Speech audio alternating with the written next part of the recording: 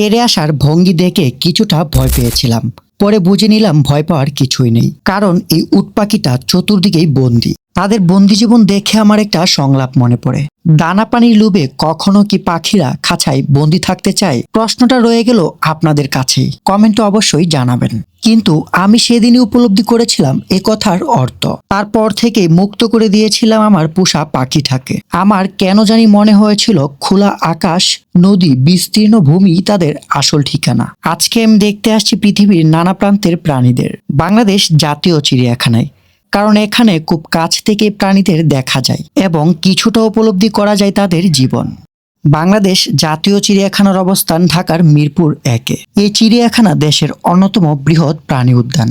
বাংলাদেশের যে কোনো প্রান্তর থেকে চলে আসতে পারেন মিরপুর 1 সনি হলের সামনে, এবং সনি হলের সামনে থেকে 20 থেকে 30 টাকায় অটো নিয়ে চলে যান ঘেটে। বলে রাখি, চিড়িয়াখানার প্রবেশ মূল্য 2 বছরের ঊর্ধ্বে সবার জন্যই 50 টাকা, এবং 2 বছরের নিচে হলে কোনো টিকিট মূল্য লাগবে না। চিড়িয়াখানার সময়সূচি সকাল 9টা থেকে সন্ধ্যা 6টা পর্যন্ত, তবে শীতকালে 8টা থেকে 5টা পর্যন্ত ওপেন থাকে। চিড়িয়াখানা প্রতি রবিবারই থাকে বন্ধ। প্রবেশের পরপরই মনে হয় এ যেন এক অন্যরকম পৃথিবী। কোথাও শান্তভাবে ঘাস খাচ্ছে একদল হরিণ, কোথাও রাজকীয় ভঙ্গিতে খাবার খাচ্ছে রয়্যাল বেঙ্গল টাইগার, কিছুটা দূরে দেখা যায় পানিতে ডুবে আছে জলহস্তী, আবার মাথা উঁচু করে আকাশ ছুঁতে যায় একদল জিরাফ। কোনো হইহুল্লা নেই, শান্তিপূর্ণভাবেই খাচ্ছে হাতি, ডোরাকাটা শরীর নিয়ে ঘুরে বেড়াচ্ছে জেব্রা। প্রতিটা প্রাণী যেন আলাদা, রয়েছে তাদের আলাদা আলাদা গল্প।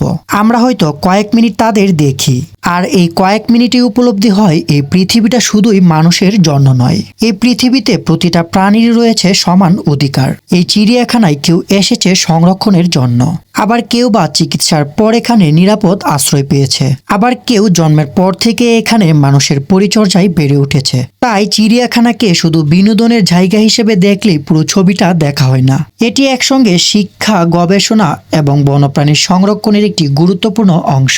হয়তোবা বনই তাদের প্রকৃত ঘর, কিন্তু এখানে এসে অন্তত আমরা এটুকু শিখতে পারি, প্রকৃতিকে ভালোবেসে শুধু গাছ লাগালেই হবে না, তার প্রতিটি প্রাণীকেও ভালোবাসতে হবে।